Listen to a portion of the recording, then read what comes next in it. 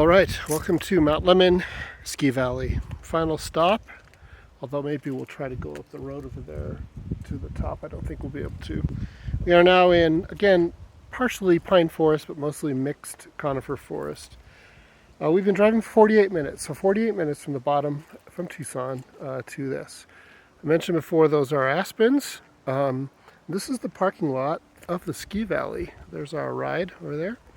There's my temperature probe over there, equilibrating. I think it's probably about 39 degrees. All right, so let's walk over here and see. So there's the slopes of the pine forest that we're in, just so you can look up at this ski valley. Oh, there's snow up there. Maybe that's ice. Let's see what we're talking about. I think I can go in here. Oh, a couple things I should have mentioned along the way. So first of all, the bangs that I heard a long time ago, that was fireworks, because as you probably know, you don't need to pass an IQ test to get into the National Forest, or even to get a driver's license, or even to buy a gun. So at least it wasn't guns, it was fools.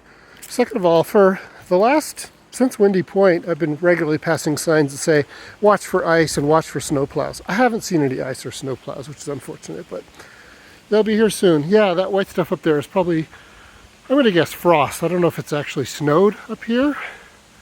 No thanks. But there's your ski lift. Yes, folks, this is a ski resort. And that lift goes up into the trees there. And when it gets to the top, it's 9,040 feet, or 2,755 meters above sea level.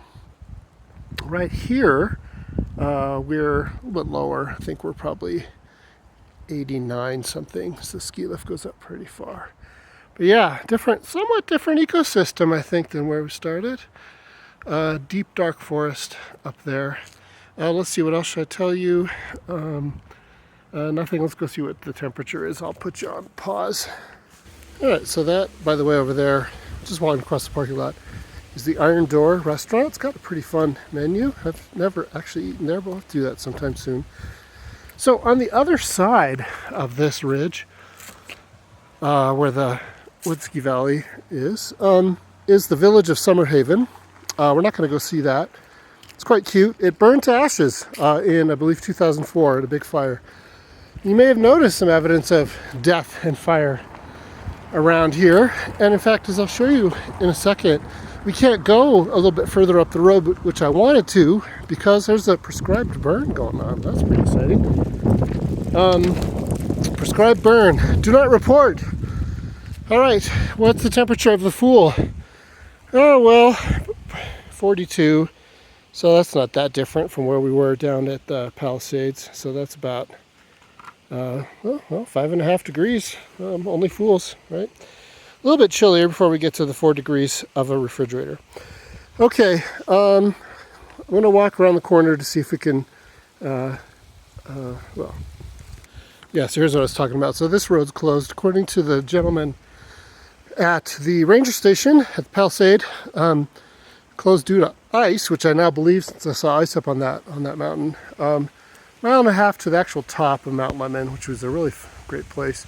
Although it burned, and a lot of it's pretty depressing to look at. There's your prescribed burn thing, but let's just walk over here, because again, we're looking, I can see my breath.